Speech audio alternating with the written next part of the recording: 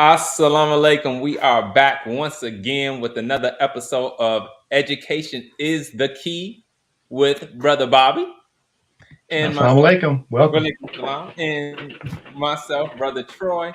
And we are looking forward to a very, very powerful discussion. Of course, this is episode 2. On this issue or this episode, we'll be focusing on Muhammad Online Science Academy. But before we go into that, we want to jump into the origin story, kind of a little bit of where this the title of Education is the Key comes from, which is a very powerful book, which comes from a lecture that the Honorable Minister Louis Farrakhan delivered. And I'll pass that to you, brother Bobby, so you can give us a little context for that. Sure. So, as you and I, Brother Troy, we're talking about wanting to be able to come before the people and to be able to just share some of the many things that are being done in the area of education, in particular, to meet the needs of our people all throughout our nation. This book right here came to mind that you just referenced, Education is the Key. And actually, it was a speech that was given by the Honorable Minister Louis Farrakhan, May 12th, 1984. It says, during the occasion of the 6th Annual Educational Benefit Banquet for the Dawa Elementary and Junior High School and the Bilalian Child Development Center. And so we found this to be right in tune with our idea of what we wanted to be able to present and to have highlighted throughout the course of this show. And today in particular, we wanted to look at page 8 of this book, which I think we're going to be able to bring up on the screen as it bears on what we intend to discuss today. It says the power of Islam. It says people have keys to lock something up that is precious, or to enter some place that one desires to be, or to keep out those that one does not want to be or does not want where they are. The key in spiritual language represents authority and power. No man or woman truly has authority or power except that they have knowledge. And then he qualifies it in the next paragraph. True knowledge, which comes from the true knowledge of God, gives us a key to open every door. For the scriptures of the Bible tell us that what Allah God opens, no man can close, and what he closes, no man can open. And so I think that definitely is in line with where we want the direction of this show to go. Praise to Allah. And that second paragraph really stands out, is that true knowledge, which comes from the true knowledge of God, gives us a key to open every door. Every door. And it goes back to our discussion a little bit last week of looking at Muhammad University of Islam. And that university is everything. It encompasses everything. So that's one of the signs that that God is present and that what we're given is directly from God, because it covers every aspect of our life. There's nothing that's left out. Yes, sir. That's a great point. Great point.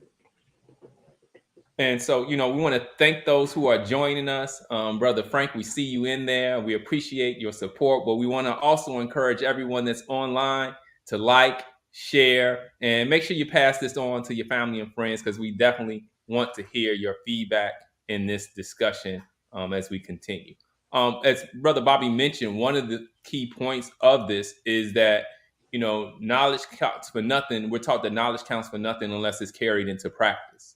And so, and in the study guide, which we're definitely both adamant supporters of, is that we're told that the practice will refine the theory.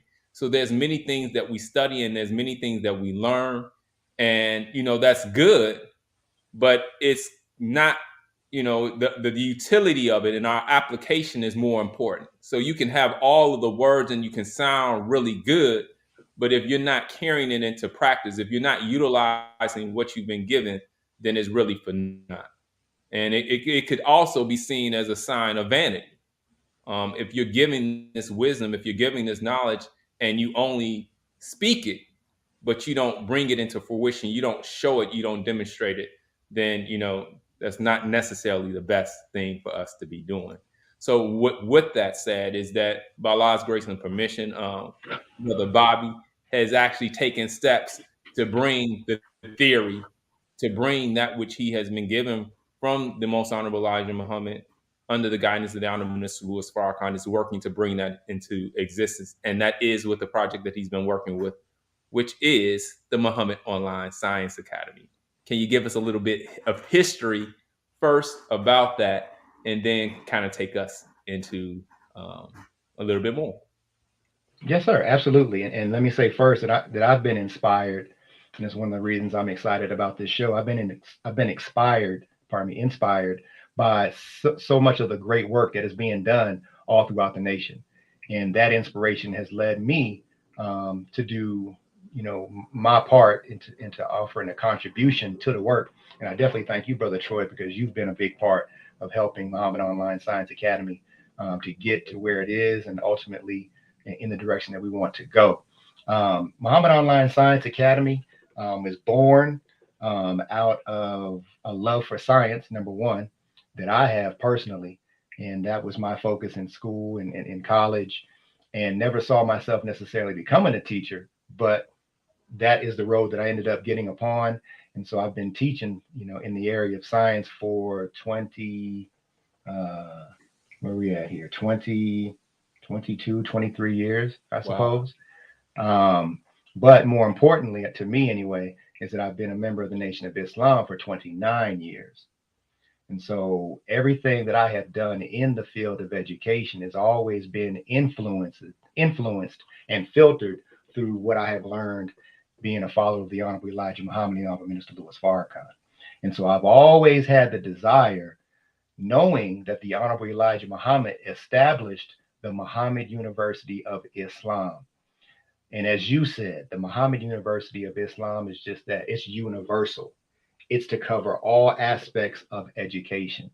And so I've always had the desire to offer a contribution to help Muhammad University of Islam to become stronger and stronger. Never living necessarily in a place where an MUI was established, but still having that desire and being blessed throughout my journey in the Nation of Islam to be able to make connections with those that were involved with MUI, but never really being able to teach at an MUI because I never lived in a city that had an MUI. However, in about 2015, I became aware of a homeschool network, and it was the MUI Homeschool Network.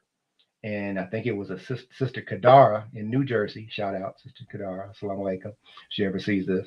And I just happened to see that Sister Dawn, also out of Atlanta, I believe, had this homeschool network.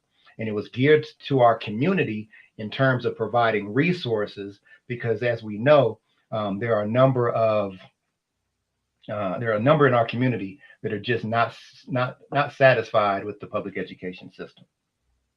And let me even backtrack, actually, Brother Troy, because we were talking before I get into that, before we aired, we're live now, before we came on the air, we were talking about some of the guidance we've received from the Honorable Minister Louis Farrakhan. And a part of that guidance came in this book right here called A Torchlight for America. And in this book, there's a chapter that deals with fixing the public school system. And this was put out, if I didn't say, in 1993. And in putting forth a solution or guidance to fixing the public school system, one of those pieces of guidance, was to put God first. Now, naturally, we live in a society where that's not something that is going to be done necessarily in the public school system. But then it brings you to mind to this book right here, Closing the Gap. And we were just talking about this, Brother Troy, and I was reminded that on page 430, and I don't know if we have this available to share, but on page 430, I'm just going to read this very brief question from Brother Jabril to the minister, because he references the Torchlight for America. So this is Brother Jabril. He says, Brother Minister, in this book, A Torchlight for America, this book right here, you have a small section about 5 paragraphs long about put God first. How would you advise America, given what they call a pluralistic society to wisely put God first without running into all these constitutional arguments and whatnot. Okay. Now look at the minister's answer. This is okay. Now look, let's go back. Education is the key, 1984. Torchlight for America, 1993. Fixing the public school systems. Number one thing you got to do is put God first. This question to the minister in 2006: what can America do to make this happen? Here's Minister Farrakhan's answer: there is no way that America can put God first. Period. She's gone too far. Period. I'm going to stop there. You should go back and read the rest of that answer. But bottom line is, it's too late. It is too late. And it puts it into my mind, as I just said that, Brother Troy, when the Honorable Elijah Muhammad had all the black leaders were called. This is back in the 70s. And the minister spoke about this in the Yes, Swan sir. Song. Mm-hmm. And Yes, sir. at the time, Mr. Farrakhan thought he was going to be the one to kind of be there. And if you go back and watch the Swan Song, but the theme of that was, is it too late?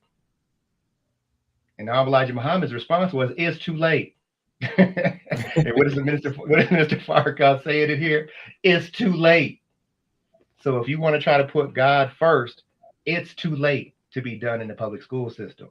And so, and if you are striving to raise your child a certain type of way, to have that to be as the root of their education, this is why you have a growing number of individuals, one of the many reasons where homeschools are growing.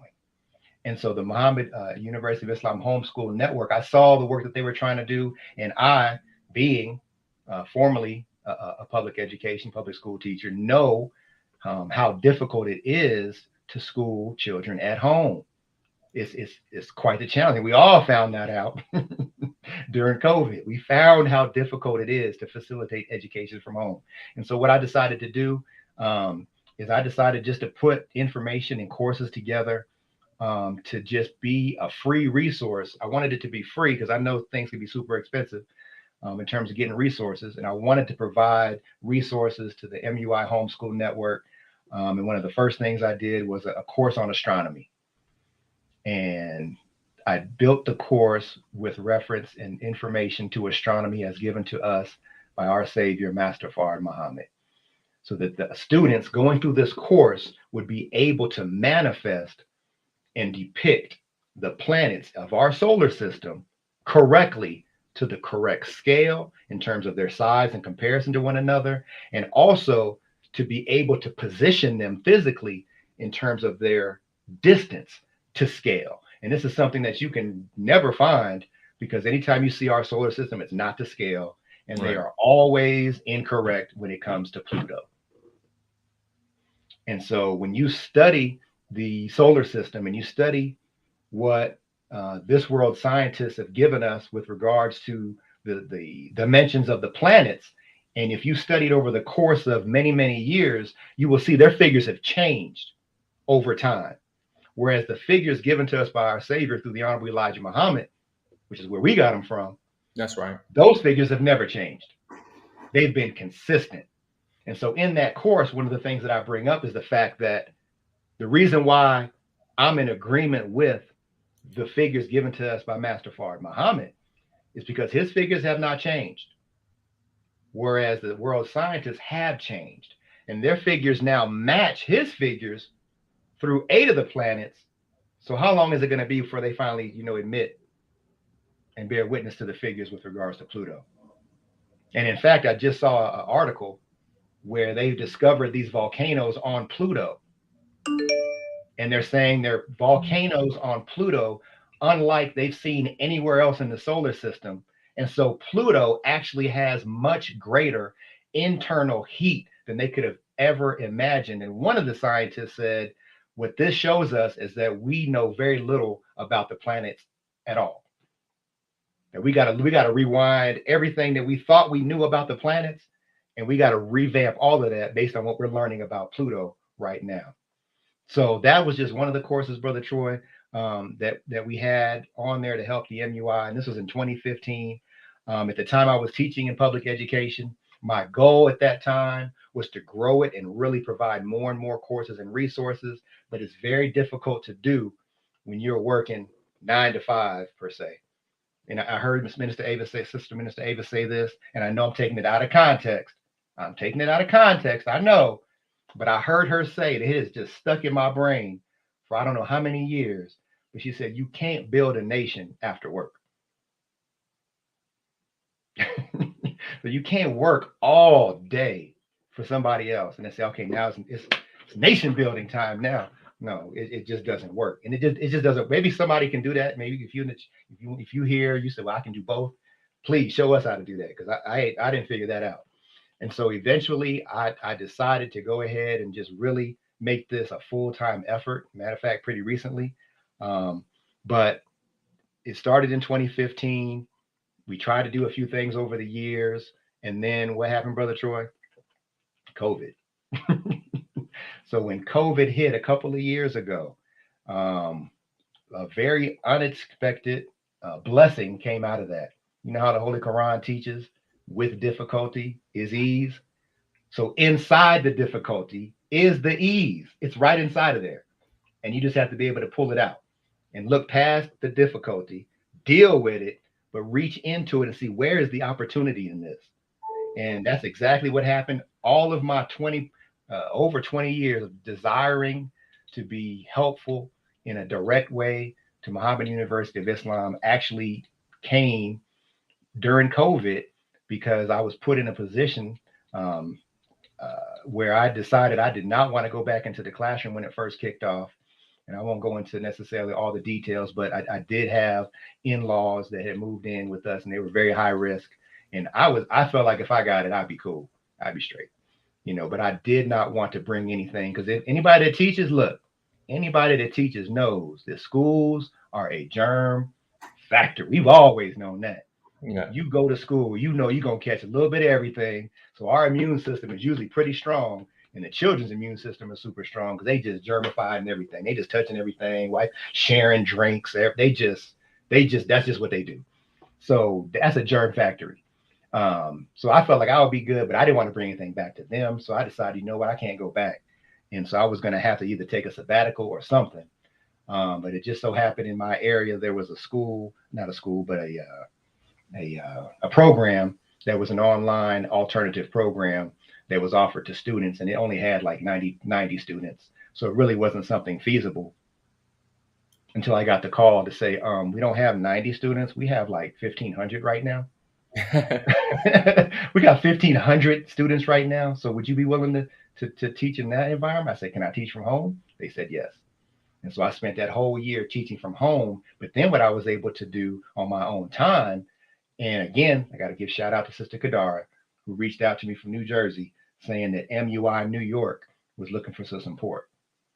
And so what I did is I reached out and I started providing resources to MUI New York, and even teaching live classes, doing live labs. And the students there, let me tell you, those students are fantastic. I was able to get them to get some very simple materials, and we were able to do live labs where I'm walking them through activities. Matter of fact, we did a blood transfusion lab live. Did you hear me? Okay, not blood now. Not real blood. Calm down, calm down. Don't get the blown up. Not real blood, but it was a simulation of blood and what happens when you have to do a transfusion to be able to make sure that the blood types match, and what happens if they don't match properly. And I'm telling you, these students, these were eighth grade students, seventh and eighth grade students that were able to do this activity live with me as I'm walking them through, and it was just fantastic. And I'm telling you, it gave me so much life to be able to have that experience that it really inspired me to say, you know what, I really want to make this a full-time effort. And so that's what I decided to do. And so as I share my screen now, I just want to show you where we are right now, and then open the floor for questions perhaps. Um, but let me see if I do this correctly. All right, so hopefully I'm sharing my screen, Brother Troy. Am I doing Yes, that? sir. So this is Muhammad Online Science Academy. We can put the link in the chat.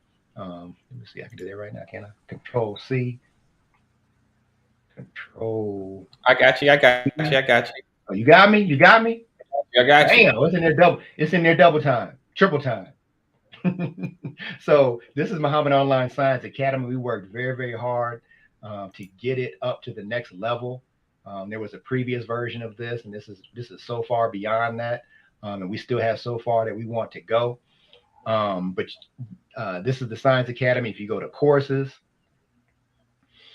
what I did is I transferred many of the courses from the previous location to here. And here's that Astronomy 101 course that we spoke of. And there are a number of other courses.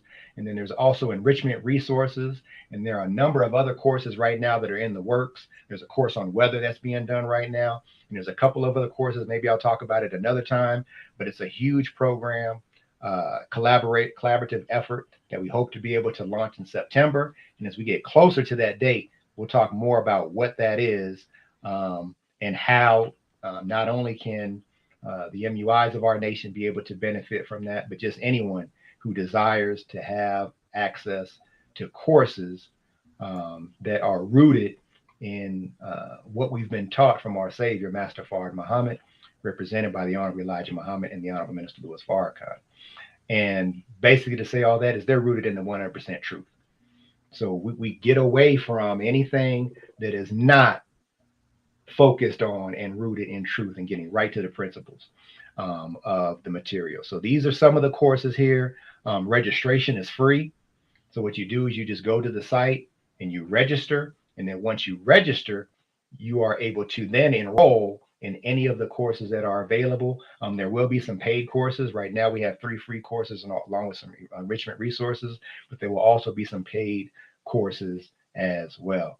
And then the other thing that we're looking to do, and let me say this too, let me thank not only Brother Troy, but I want to thank Brother Jabril Malik Muhammad, because he's the one that was able to put this logo together for us. And if you ever need a logo, Brother Jabril Malik is excellent. His process, he goes through, he really talks to you about what your vision is, and he tries to tune into your vision, and from your vision, be able to produce a logo that best represents your vision. And so you'll see Brother Jabril Malik here shortly, because he has been enlisted as our graphic artist. And so here you see Brother Jabril Malik right here, who produced our logo. Of course, we got Brother Troy. And of course, we are looking for more and more folks to come on board and be a part of this effort. And this effort, again, is designed not to replace anything. Muhammad Online Science Academy is designed to enrich and to help and to be a resource to MUIs and any other educational schools and institutions that are in need of any material, curriculum, including professional development, any of that kind of stuff. But the thing I wanted to highlight right here is this right here from the Honorable Elijah Muhammad. And this is at the root of how we go about producing courses. The Honorable Elijah Muhammad said, as in geometry, the shortest distance between 2 points is a straight line. So it is in education. Why don't you start the course where you intend to finish? You'll be surprised how quickly the children are able to grasp the end of the course. And so these are the driving forces and guidance that we utilize at Muhammad Online Science Academy to produce courses. Get right to the point. It don't have to be drawn out over no long period of time. Let's get right to the point. And if there's a greater interest, then you as a student, as a parent who's guiding a student, can then go to other resources and further develop that interest and that skill. And I'm looking at the screen now, and I'm noticing that the site is also set up so that it can be actually accessed in a number of different languages. So all of these down at the bottom: Arabic, Chinese, for any of our Chinese brothers and sisters, of course, English, French, and Spanish. And so you can actually click on any language. Like if I click on Spanish right now, I can go to Spanish, and then the whole site converts into Spanish. And even the courses, when you actually go into the courses, everything is translated into the other language. And any of the videos that are included in the courses, all you have to do is go into the settings of that video, click on it, adjust the closed captioning, and you can select whatever language that you want. And so everything can be done in any of those languages. So that kind of just highlights some of what we are striving to do, and it's an evolutionary process. Our goal now is to add as many courses as possible. And we'd like to get up first to about 25 courses. And then, of course, we want to double that to 50 courses. Ultimately, we want to have at least 100 courses that are available in various areas of science. And even on that note, there's a science really to everything. And so, one of the ways that we are striving to support this effort, and also as a means also to provide some courses, is through our photography, nature photography. And so up in the upper right hand corner, you'll see a link that says photography. And what that does, it takes us to our photography website. And so these two have linked and become one. So anytime you go and you support the photography, the nature photography here, here's some of the photographs that we have produced. We focus on nature photography, landscape photography. And so these are all available in prints. And along with that, we want to be able to offer courses in photography. Because one thing everybody has now, because they have cell phones, is they have a camera. And you don't need a super fancy camera to take incredible images. Sometimes you do need some better gear to do certain things, but there is so much you can do with just your cell phone camera, that one of the courses that we like to be able to provide is our courses on photography. So that's kind of just an overview, Brother Troy. I don't want to go too far because I could just go on and on. But we can check the chat if there are questions. If you have questions, Brother Troy, if there's things that you know of that I left out. But that is just an introduction into Muhammad Online Science Academy. Praise you to Allah. And of course, one of the things I have to stress in having being able to interact and talk with Brother Bobby is that this is definitely, without a doubt, a labor of love.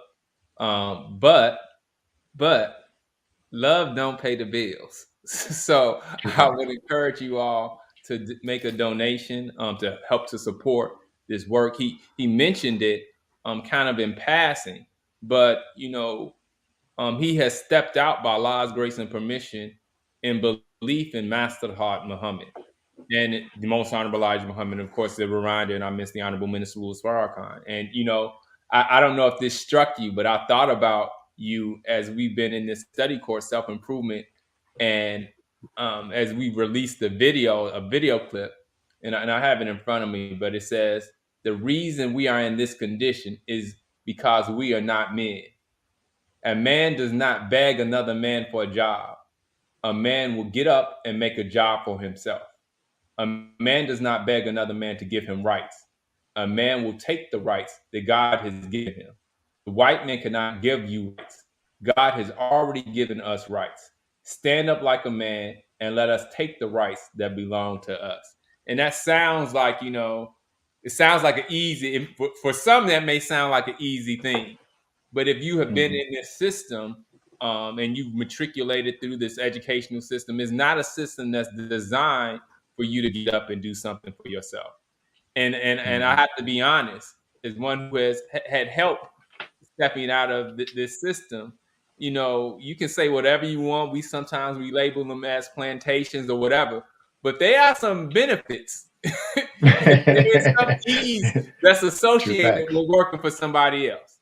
There is definitely some ease that's associated with that. There's some comfort that's associated with that.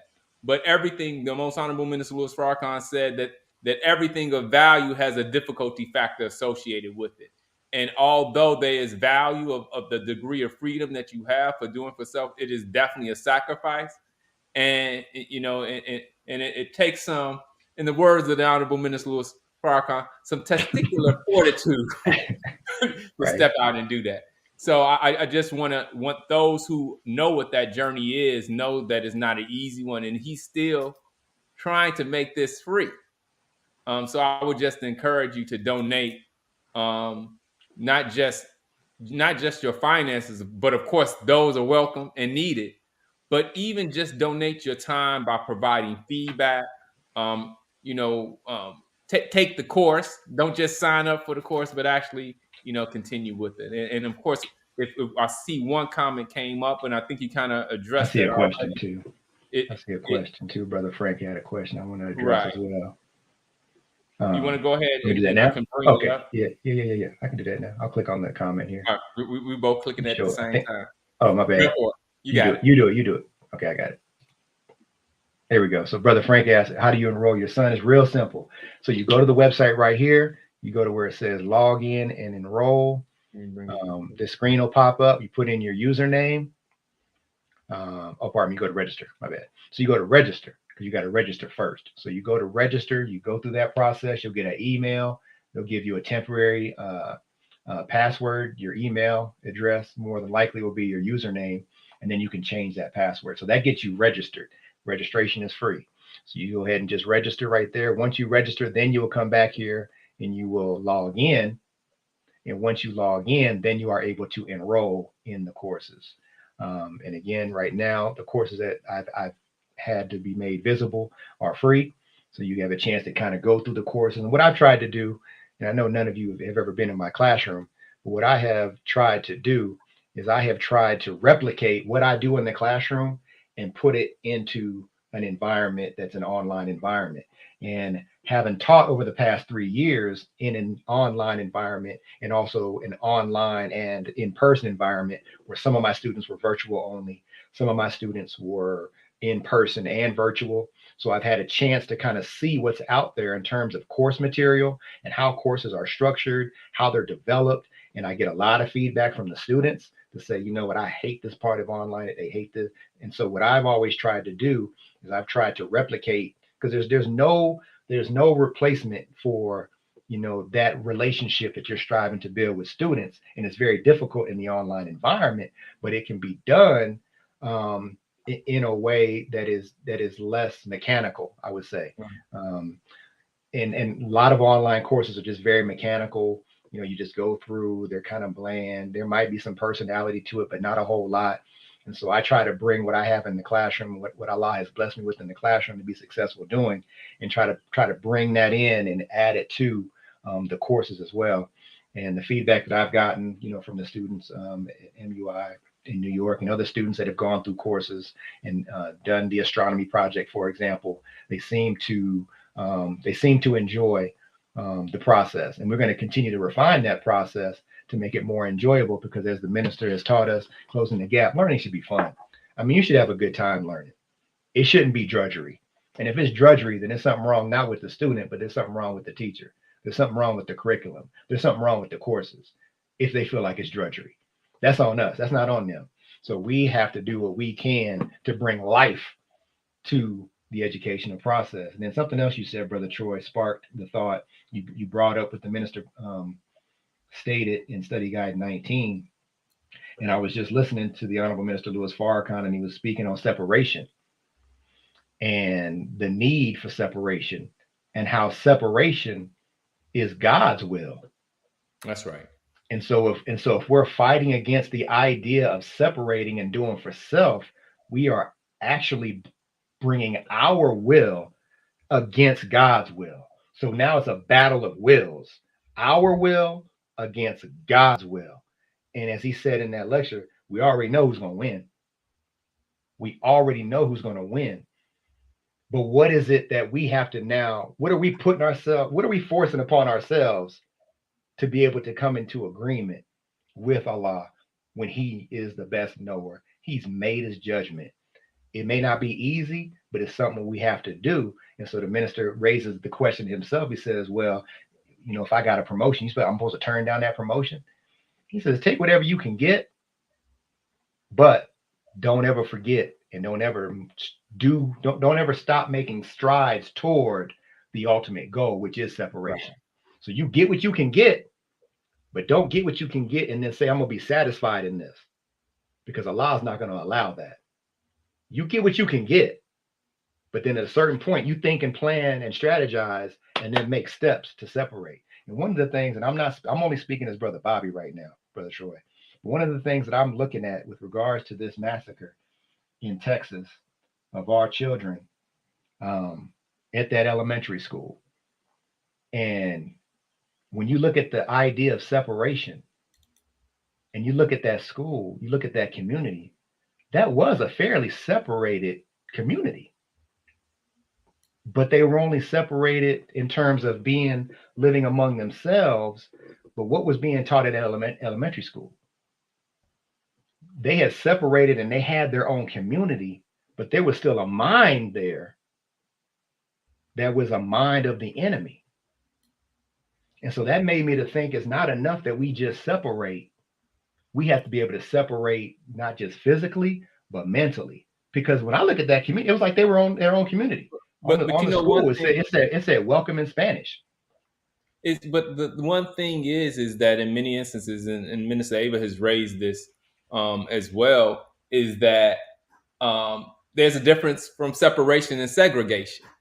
And I don't know to what degree that particular school was really separate versus segregated, and just even being in control over the resources in the environment.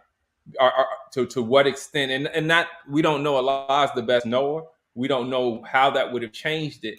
But when we think about separation, that when you come on the land or the property of one of Muhammad's mosques, um, that you are literally, and especially of course those who may have had the opportunity to come to the national headquarters in Chicago, is that when you cross that land, you cross into a border.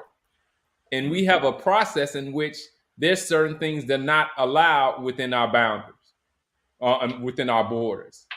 And your authority is, no matter who you're.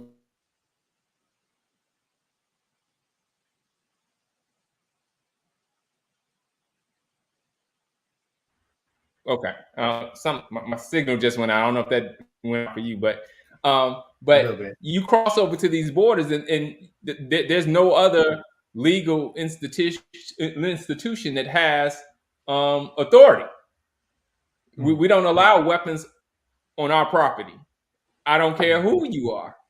um, Mm.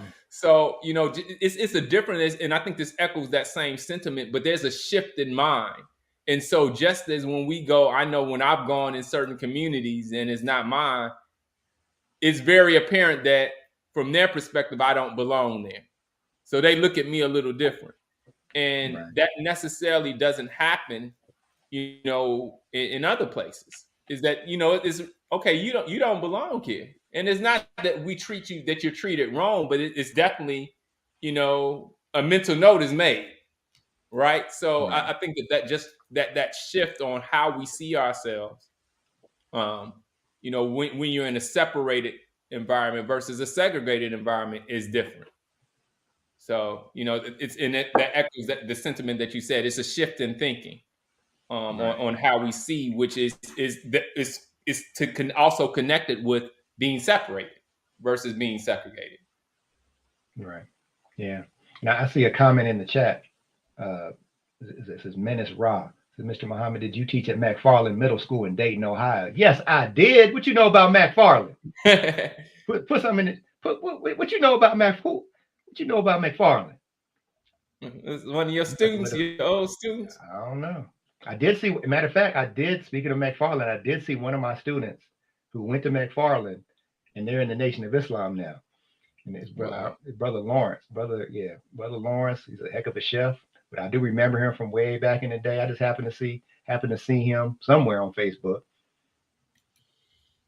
So yeah, I want to know what do you know about McFarland. Go ahead, brother And, Troy. and I saw another comment. Somebody raised the question earlier, and just this, if you don't mind, you can answer that, because we can go on a little bit more about that. Do you have enough Oh, courses so uploaded that I can transfer him out of the public school into not Enroll? right now, but that is something that we are building to. That is going to be absolutely the goal. Now, that also brings to mind the fact that this area is focused on science in particular. So obviously, now what? So obviously, there is a need for all of the other various areas of coursework, education, to be addressed and be made available in a way that our people can take advantage of it, right?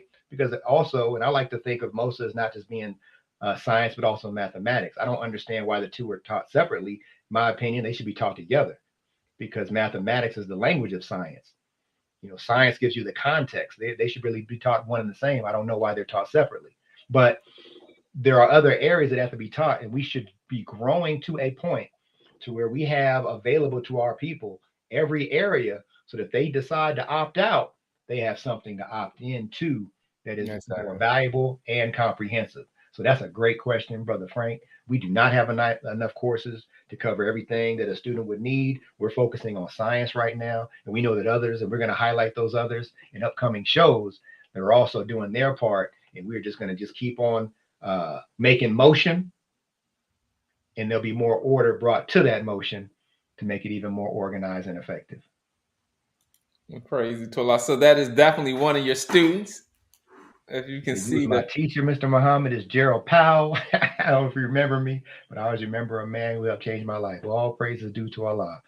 All praise is due to Allah. Thank you so much. Man, you making my day. Made my day. Made my day. You gotta let me know what you're doing now. so just on that same sentiment, just believe I have the answer to this question. So, they teach science and mathematics in schools right now. So why is it important? Why you got to do something different than what's already been given to us? We learn science and Well, math. yeah, you do know the answer to this. You just asked me the question, set me up. You throwing the alley oop for me to go ahead and grab it and do that Ja Morant dunk on it. But it's because whatever there are things there are things that are effective in the public school system. And while being there, I felt like I did add value. But at a certain point, there's a couple of things. At a certain point, you look at your own legacy and what you want to leave behind. You also look at how much time you have ahead of you versus behind you. When I was in my 20s, 30s, and 40s, I got time. I got time. But now that I'm in my 50s, I'm like, man, hold on. Only got a few more shots left. I need to go on and make sure these shots count. So things that just not as effective as they should be. What's being done is not working. One of the things that was pointed out in Torchlight for America, and even when Tavis Smiley put his book together that I have somewhere up on the shelf, when you look at all of the vital signs of our educational system as a country, you see we're lagging far behind.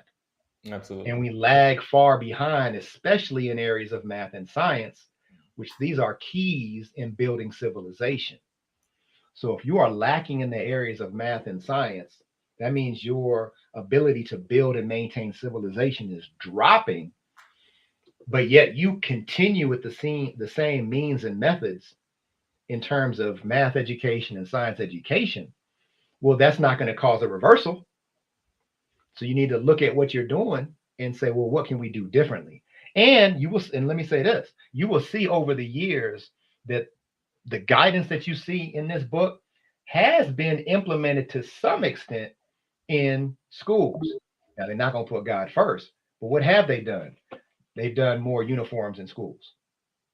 And that's part of this. Have a school uniform. So you ain't got people flipping out, focusing on $100 Jordans, this, that, and the other, getting bullied for this, that, and the other. You put them in uniform. It does a number of things, not just dealing with social issues, but it does a lot of things with mentality. Your focus has changed. Here in this book, you also have separate boys from the girls in terms of their education. And Brother Jarrell, you may remember, you might not even remember, but one of the things I always did in all my 20 years of education is I always separated the boys and the girls in the classroom. Now, even in Dayton, Ohio, they got boys only schools, something that was unheard of, something that people thought there's no, you should never do that. But when they did the research, they found a significant improvement in terms of learning environment when you do separate boys from the girls in their education. And so that was just some of the things that I would do, inside the classroom, because in science and mathematics in particular, girls kind of get left behind. But when I separated them and we did very intensive labs, the girls would actually outshine the boys because they had to work together. When you have them mixed together in groups, the boys just take over. And the girls they may just sit back, like whatever. But when you make them to work with each other, and then when the boys see the girls shining, then the boys step up their game, then you got the whole class rising up. So I say all that to say, Brother Troy, is that what has been done is not as effective as it needs to be. And so we got to rethink things, and we most importantly got to rethink things from the aspect of the best knower. And that's putting God first and his pedagogy, his manner of teaching, realizing that you ain't got to spend all doggone day, years and years to learn something. That's this world. They make you go to school for 4 and 5 and 6 years to do this, that, or the other. But as I heard Brother Jabril point out, that in the military and in prison, you find out it don't take that doggone long to learn. It just don't. When you in the military, you learn how to do some very, and I was in the military, you learn how to do some very complex things in 6 weeks, 8 weeks, 10 weeks. And now you handling multi-million-dollar efforts after 6 to 8 weeks of training. But yet you got to go to school for 4, 8 years to get a degree and become qualified. No, it don't take that long. That's a money game. That's a money game to get you to pay up money to get something that you might not be able to use because you really ain't learning the essentials of what you need. Perfect, Tula. And one thing that, of course, as we always, even though we're only on episode 2, I got to watch it. I talk like we've been doing this for years, right? The question that we always kind of go through is, what is our goal? Even with on a smaller level with the show, but that's so important with education, and we're taught that that the masses of the people aren't taught cause and effect, and so with everything that we do, we should have the end in mind, is that we shouldn't be engaged in activities in which we haven't already determined what we desire the outcome to be. And we of course taught that the scientists, the wise scientists, write their history in advance. And so we should be striving to do that. And all that we do is writing our history in advance, determining what we want the outcome to be, and then working towards that. But if you don't have a plan, then there's already a plan for you. So if we don't have a plan and don't define a plan for ourselves, and particularly Black men, and even increasingly now Black women, that there's a plan for you. There's the prison industrial complex. There's a plan for you. There's definitely a plan. You don't have to worry about employment. They definitely have something for you to do. So with that said, is that it's important that we utilize and see education as what it should be, is the help for the development, the nurturing of the individual, so that they can do something that serves not only themselves, but serves their community. And so that having that in mind with education is definitely important. And one, and I don't think this can be raised enough, is in particular in math and science, one of the challenges that we have in many instances is that the question comes up, well, what does that have to do with me?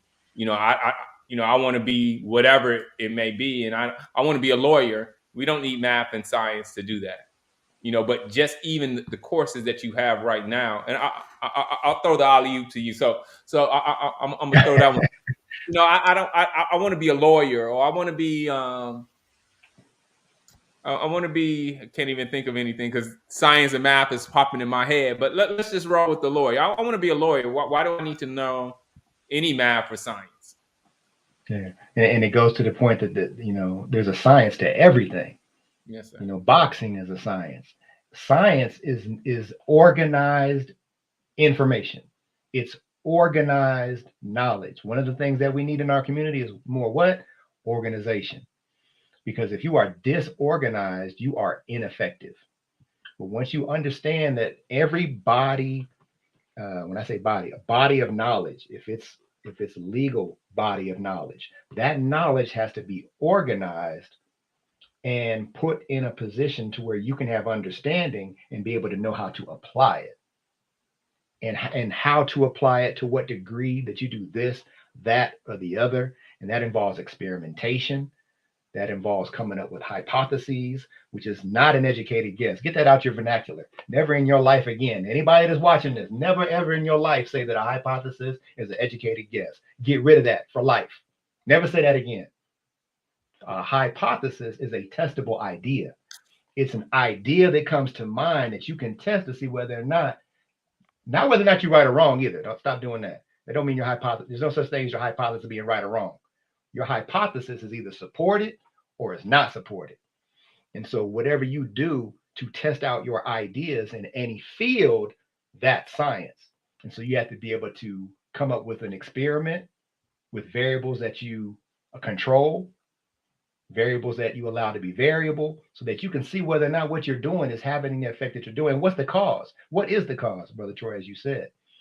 All of that is science and all of it is mathematics, because mathematics is logic and reasoning and being able to tally things. And I want to make sure I do this too. I can't talk about mathematics without highlighting our brother Shahid Muhammad, the math doctor. This is one of his books, How to Teach Math to Black Students. So maybe Brother Troy, you can put in the chat a link to the Final Call store where they can get this book and other resources from our brother Shahid, affectionately known as the Math Doctor, because his approach to teaching math is more effective, and it has borne witness to the students that he has been able to produce. And I even used this book when I was a curriculum specialist in Philadelphia, and I got his permission, Brother Shahid's permission, to use this book for a professional development, to help teachers to understand that the way we approach material, our pedagogy, can't be necessarily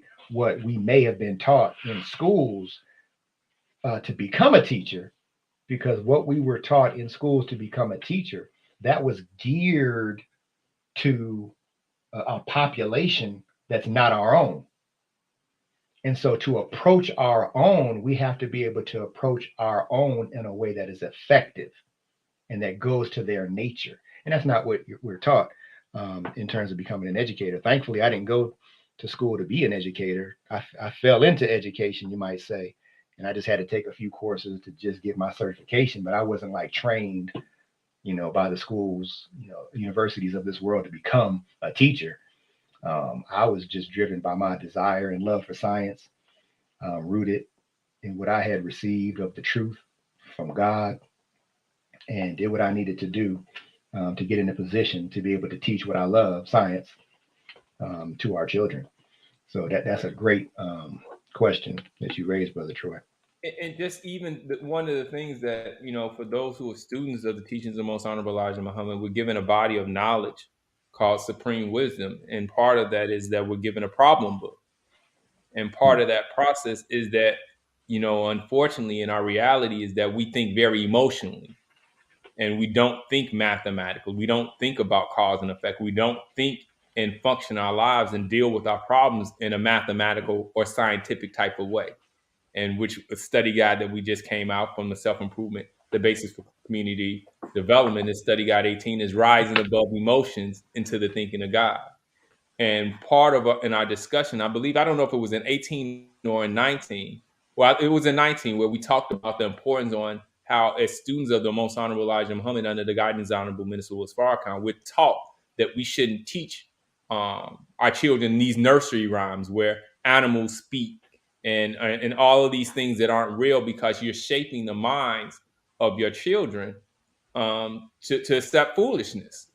And so if they accept foolishness as a child, and if you condition their minds to that, then you can't expect them to deal with the problems that they encounter in life in a very scientific and mathematical way. Mm-hmm. So, in many instances, I don't know, when I was in college, the conscious people, quote unquote, they were history majors, right?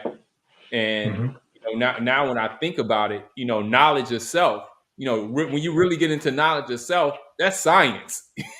That's actually understanding yourself for real, and understanding the environment and space that you're in. And I think that that's powerful. Even the courses, some of those beginning courses that you've had dealing with genetics and astronomy and just understanding the environment and the place in which you're in, understanding the planet, which we're taught, this is our planet. You should understand your home and where you are. So praise it, Allah. Yeah. And that's one of the reasons, one of the courses on there is called Genetics 101. And literally in that course, you extract DNA from an organism, like actual DNA, like DNA. Because we hear about, DNA, and that's the genetic material that codes for our makeup and to some extent our characteristics. But has anybody ever seen it? You can go get it like right now. You got strawberries at home. Go get you some strawberries Go to that course and learn how to pull out the DNA so that you can actually see the DNA. And I'm gonna put this question up. Sister Lenore put up a beautiful question. She says here, logic and reasoning gives us the ability to solve many types of problems.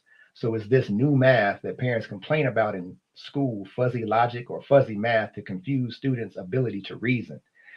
It's interesting. And I saw a video where there was a problem being solved, and one person, a brother, is solving it the way we were taught, you know, 20, 30 years ago. And then the other person, the teacher, is showing how to solve it in this quote unquote new math or whatever. And the brother was done literally in like maybe 15 seconds. But with all of these, I mean, lattices and all this other steps and all of this other, and it just makes the students just hate it. They're like, "What are we doing? What is that?" And as a parent, now look, I have a third grade grandson that he is partially homeschooled and he's partially in the program that I formerly taught in. Um, but looking at some of the way they're having them to teach the math, and I'm like, "That's what is this?" And I have a master's degree, so I'm not too dumb, you know. But I'm like, what are they doing? And it's so complicated. And I think part of that, the thing is, and that one of the shows that we perhaps will do, Brother Troy, we talked about it, and you raised it here a few seconds ago. But there was already a plan, and that plan is the cradle education to prison pipeline. And we have a very difficult time believing or even understanding that it is very intentional to drive children from cradle to school to prison. We have a difficult time believing that that's an intentional thing that's being done. But in presentations that I've done them in at least three different cities: Portland, Philadelphia, here in Colorado Springs, where I just outline that process. And you can't argue against it because it's what is history. As they Yes, say sir. nowadays, you got the receipts. This is very real. So it's no accident that math is presented in a way that makes our people hate math. And for you to hate math, you literally have to hate yourself Absolutely. because you are mathematics. For you to hate science, you have to hate yourself because you are science. So what are you being taught? You are being taught to hate yourself.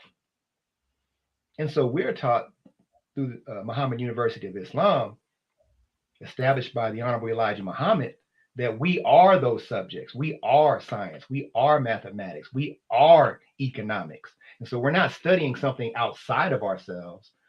We have to be able to relate, as the Honorable Minister Louis Farrakhan says in this book, we have to be able to relate the curriculum to self. I mean, we should put links in here for this book in the Final Call store, for this one in the Final Call store, for the Closing the Gap in the Final Call store. I don't know if this one's in the Final Call store. The education is the key, but we're gonna work on that.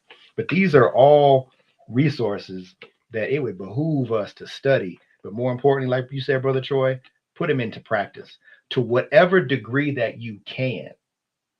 Put them into practice. And it may be right now, all you can do is try to debrief your children when they come home and deal, because you're going to hear them say they hate math. You're going to hear them say that they hate science. No, it's not that they hate math and science. They hate the way it's being taught. They don't see the relevance. And it's on us. It's not on them. It's on us to be able to reach them and to get them turned away. And unfortunately, or not unfortunately, it's the will of Allah that we put them in the right environment. And so that means we have to build those environments so that they have some place to go. Praise to Allah. Thank you, brother Bobby. Man, we're pushing up on an hour. Of course, we can Yeah. talk about what we're passionate about forever. But if we do that, we might give you everything and you might not come back for the next episode. So what we want you to do is make sure that you go and check out the previous episode for those who may just be joining us recently or just now, or for those who are watching the rebroadcast, please make sure that you comment, share your feedback, and we'll be interested in hearing from you. If you have suggestions for guests or topics that you'd like to hear us discuss, we look forward to hearing those from you. once again, please make sure that you take the opportunity to call the final call and get the books that were mentioned in this series. And even if they're not available, that's an opportunity to inquire about them. And of course, we mentioned and lifted Education is Key from the Honorable Minister Louis Farrakhan. Oops, give me a second.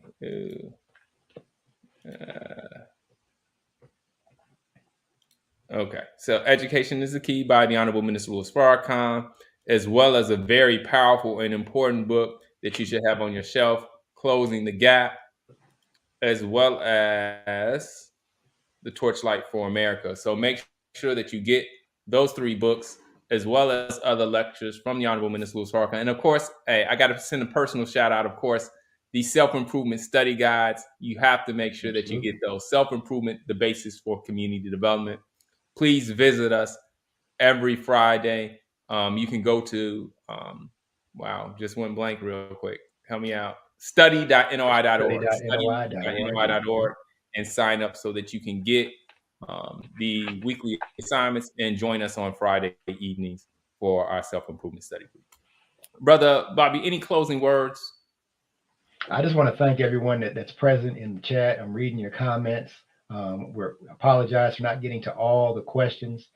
Sister Lenore says, I'm so happy I found this. I was getting on YouTube, looking for something else. And that's one thing that I'm really enjoying, Brother Troy, is there are so many resources and shows that are available that are such high quality, to include the Collective 9, which we need to highlight at some point and really give you your flowers while you're alive, and just share what you're doing. Plan on getting rid of me soon?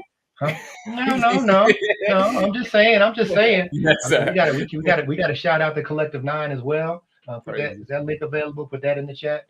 But there is so much that we can actually focus on to get away from the doo-doo that's on TV and everywhere else, because our brains, we can only eat so much physically, and we can only eat so much mentally and spiritually, and we would be wise to feed on that which edifies us.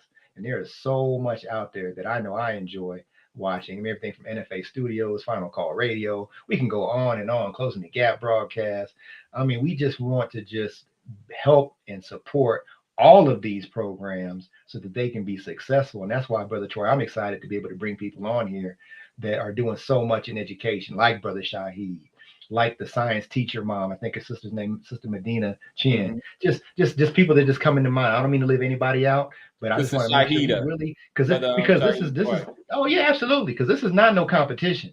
All of us are just trying to contribute, and we all have a common goal. So we have zero problems with highlighting those that are doing good in our community, because all that's going to do is just help all of us to be able to get up even faster, because time is critical. We may not realize it, but time is critical. We got to move out faster, and we can only do that if we do it collectively. Collective 9. Praise the Lord. Well, thank you once again. Another edition of Education is the Key. Inshallah, God willing, we'll see you next time. Thank you for joining us. Peace be unto you. Enjoy the rest of your day. And we'll close out with words from the Honorable Minister Louis Farrakhan.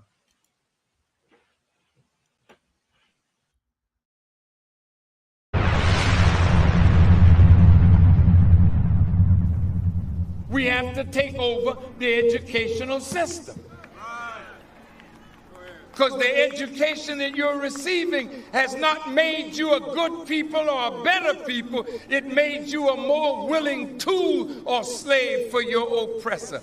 That system has to go in order for black people to be set free. All educators, I'm calling on you. We got to take over. We got brilliant educators. We don't need to accept this poison doctrine of white supremacy any longer.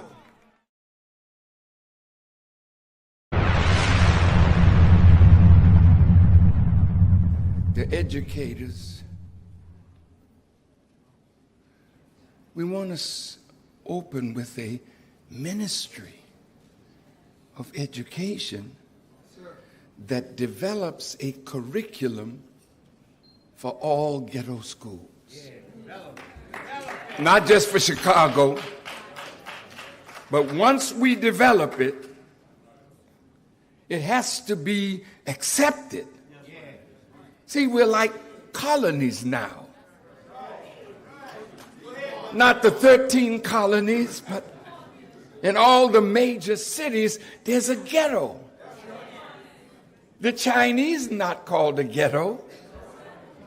They're in a separate community, but they control the education, the politics, the business of their community. And they function pretty good, separate.